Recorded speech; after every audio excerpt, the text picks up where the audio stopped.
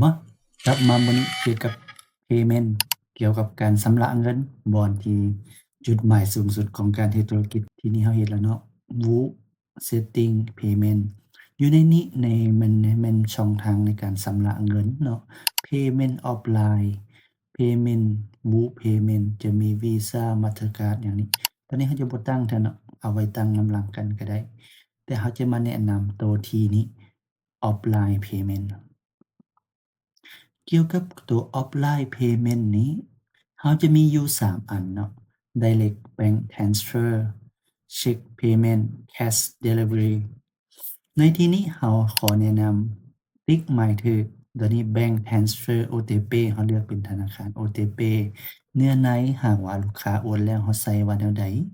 อยู่นี้เราสามารถ add เลขบัญชีเราได้เนาะอันนี้ชื่อ Account Name Account Detail Bank Name นี่เนาะหลังจากเฮ็ดแล้วก็กด Save นี่แม่น Bank Transfer ตัวต่อมา Check Payment ตัวนี้คิดว่ามันจะมีความสับสนอยู่หน่อยนึงอย่างเช่นว่าพวกที่ว่าเราสามารถจ่ายผ่านเช็คได้ OCD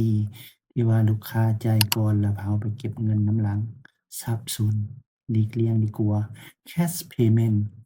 Cash Payment ก็หมายความว่าจ่ายชำระเงินสดเลยเนาะEnable เฮาติด Cash Payment นะลูกค้าจะจ่ายแนวใดจ่ายเป็นเงินสดนี่เฮาสามารถกำหนดได้ว่า Any fee payment method จ่ายภายใน Hungary Local Pickup หมายความว่าไปเอาอยู่บ่อนใดบ่อนหนึ่งเนาะ Diakte US3 Local Pickup Accept for Wire Order เฮาสามารถเอาใส่ได้หลังจากเฮาชำระแล้วเฮาก็จะมี List เข้ามาอยู่ในนี้เนาะเฮามาเบิ่งลองไปออเดอร์สินค้า Add to cart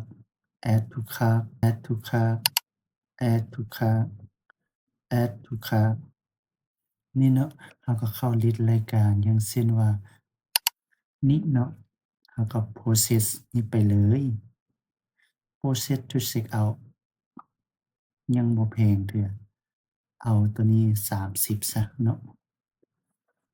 40 process นี่เนาะ10 payment โอเคนี่เฮาก็เห็นแล้วเนาะวิธีการตั้งค่าการชำระเงินของเว็บไซต์ของพวกเราแล้วพบกันใหม่ในคลิปต่อไปลาก่อนสวัสดี